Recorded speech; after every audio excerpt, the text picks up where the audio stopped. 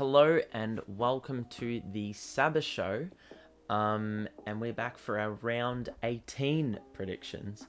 First of all, before we begin, make sure to subscribe to the channel, because I do these every Thursday, and every Monday I do round recaps. Let's hop into the predictions for round 18.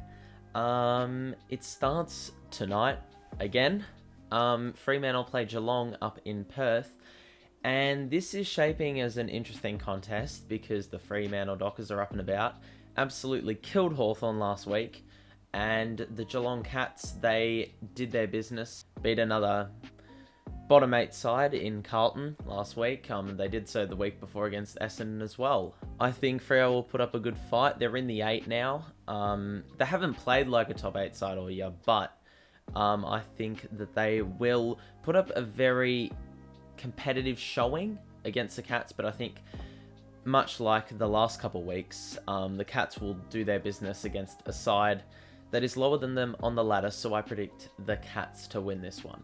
Game 2, we have Richmond and Brisbane on Friday night at the MCG, and this is another huge contest for very different reasons. The Brisbane Lions, it's going to be interesting to see how they fare for the rest of the season without Eric Hipwood, who is out for the season, and Richmond, who, you know, they have not been themselves for a number of weeks now. Last week, I thought they would fight back from, you know, a couple poor performances, and they would get up against the Pies, but they didn't do that. And look, Brisbane, I think they're just too good a side. I know they've had some pretty horrendous form at the MCG in recent years, but I think Richmond, they've been in some pretty poor form themselves. So I will say that Brisbane will get up for this one. We have 4 games on Saturday. First up, we have GWS and Sydney. The Sydney derby that is not being played in Sydney. It is being played at Ballarat. And, well, last week they did not get a very big crowd. I think they got 2,000 in. But we'll see how this game goes in terms of attendance. Anyway, let's move on to the actual game predictions. I think GWS, look, last couple of weeks they had their chances to cement a spot in the 8. As crazy as that sounds. But they choked against a couple of sides that haven't been great this year, Hawthorn and Gold Coast. And Sydney, look, they had a very big scalp last week away from home against the Dogs. A feral crowd, I'm sure. I am not thinking that GWS will fight back. They beat the D's a couple weeks ago, so they have shown that in adversity they can, you know, turn the tables and silence the critics. But look, I think Sydney are going to be too strong in this one. They've beaten numerous good sides this year. The Giants haven't been doing great, so I think it's just a logical tip to pick the Swans. At 4:35 on Saturday, we have Gold Coast and the Bulldogs, and the Suns have improved in the last month or so. Beat Richmond and GWS in recent weeks. They've got a much tougher assignment in the Bulldogs this week, and I think the Suns, you know, Took Miller has had an absolutely stellar season for them. Will win the best and fairest. Could be in the top 3 for a Brownlow. But I think the Dogs, you know, they've just got too many assets, especially in the midfield. They did struggle to score last week without Aaron Norton, but I believe they are getting him back in. And I think Josh Dunkley is also coming back this week. So just when you thought this Bulldogs side couldn't get any stronger, you know, Dunkley's coming back in.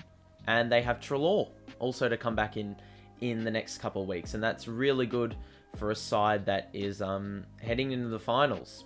So I think the Dogs will win this one pretty convincingly. On Saturday, Arvo as well. We have 2 games at 4:35. The D's will play the Hawks at the MCG. I think this one's going to be pretty one-sided. Last week I said the Hawks would get an upset win over Fremantle. And then the Hawks lost about 3 of their backs. So they are going to be fielding a very inexperienced team for this one. And look, I think Ben Brown's going to have a huge game. He didn't really hit the scoreboard last week. But he, really contributed to structure and, providing another target that is fairly threatening inside the forward 50. Like, he's capable. Whether he scores or not, he's still there. So you have to put a bit of attention into him. But yeah, the Hawks backline is absolutely depleted. They really struggled last week. They were in the game for a little bit there, but look, this Hawks side, as I said in my recap for round 17, it's going to be a very long road to the end of the season for Hawthorn. But yeah, I think the D's, they're too good of a side to pass this one up. Then again, they lost to the Giants the other week. But look, I think this one's going to be pretty easy for Melbourne. And then Saturday night, we have St Kilda playing Port Adelaide at Marvel Stadium. I think a couple of weeks ago, we would have been writing this one off as an easy Port Adelaide win. But fair play to St Kilda last week. Strong win against Brisbane. No one saw it coming. I think, as I said before, the Hipwood loss did not help Brisbane's cause. But let's not discredit St Kilda because they played a very strong game, especially the last quarter where they absolutely ran away with it. Jack Steele, brilliant captain, emergence of Tom Highmore as an intercept defender. He's come into his own game, the last couple of weeks.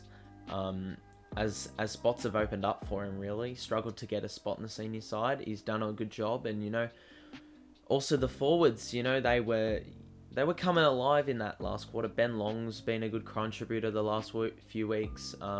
Jack Higgins, he never really got it going, but, he's always finding ways to get involved. Luke Dunstan has been a really good addition. He was stuck in the VFL, and he always has been. And I haven't really understood why he always gets shunned and kicked out of the senior side. But, fair play to him for fighting back. Really good VFL form. And now he's tagging some of the best midfielders in the game. Port Adelaide, they can't seem to get the job done against top 8 sides. Will they get the job done here? Look, I think St Kilda's defence held up really well, so it's going to be interesting to see how Dixon fares in that one. I think that Ben King is going to find a lot of trouble. He's going to find it difficult to get on the score sheet. Port Adelaide, I think, will put a Lear on him or someone like that. Maybe Tom Jonas and Tim Membry. I don't know. I don't know how the St Kilda forward line will fare, but I also think that Dixon will get shut down. So this is really 50-50. But look, I'm just going to base this one off ladder positions and say Port Adelaide will get the job done. But this is going to be a very good game. I will not be surprised if St Kilda win this one. And then we move on to the Sunday fixtures. First up, we have North Melbourne, Essendon in the early time slot. Essendon, very good win. Took care of business against the Crows last week, albeit a Crows side that was missing Taylor Walker. But North are also coming off a win, and this was a very big scalp against the Eagles, and boy oh boy was I excited for them. Look, North, very strong midfield they're putting together. It's taken them a while, but we're finally starting to see the best of them. Davies Uniacke, Taron Thomas. Tom Powell hasn't been in the side in recent weeks. Will Phillips has. He's been in and out. And then you've got Cunnington still in there. Zeeble.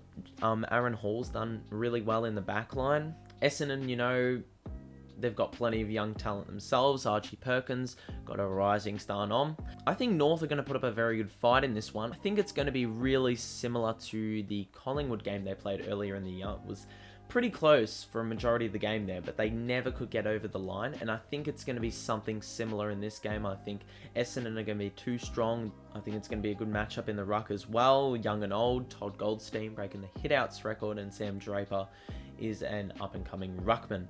North will be thereabouts. They will probably be within, I reckon, 4 or 5 goals, but I think Essendon are just going to get the job done. I don't think North have enough class, but then again, they found a way last week. Then again, West Coast are playing like trash. So it's a bit difficult to gauge for this one because Essendon have beaten some lower sides, but I think Essendon will do a number on North and they will take care of another side below them. And then we have a cracking Sunday afternoon fixture between Collingwood and Carlton. And last time these two sides played, Collingwood got the job done.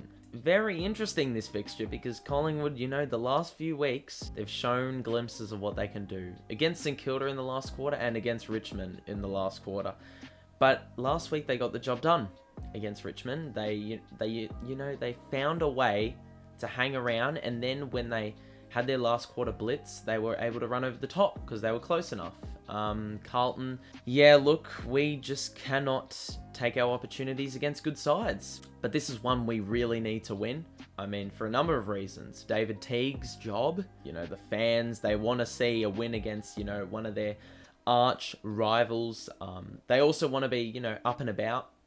And for the players as well, we've got a very good run home, so we can easily get 10 wins if we take care of these lower sides. And look, I think that we'll be able to do that this week. I think it's going to be a very tight game. I'm not being biased. I just think that we have the edge in this one. I don't know what's telling me this, because Collingwood, they've got a lot of players that are pretty high quality. Taylor Adams has come back in recent weeks and done a very good job. Brodie Grundy, I think, will be an absolute monster in the ruck this week against Tom De Koning. I think that, Sam Walsh, another big game from him. I think Darcy Moore, he's no longer in the side, and he was the matchup for Harry Mackay last time round.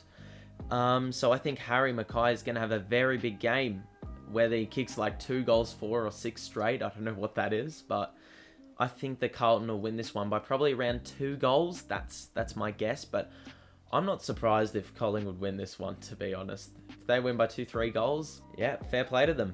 They could win it. And we wrap it up with Adelaide and West Coast at the Adelaide Oval. And this is a toss-up. Crows, I think they'll be getting Taylor Walker back in this week. The Crows, they've had some good scalps this year. The Eagles are probably in their worst form of the season. They dropped it to the bottom side. And boy, oh boy, they... usually you'd see a West Coast side that would, come back and maintain their ascendancy. But in this one, against North, they were behind and they took the lead, and then they conceded about the last 3 goals of the game. I'm not sure what to make of West Coast season. Will they hold on for a spot in the 8?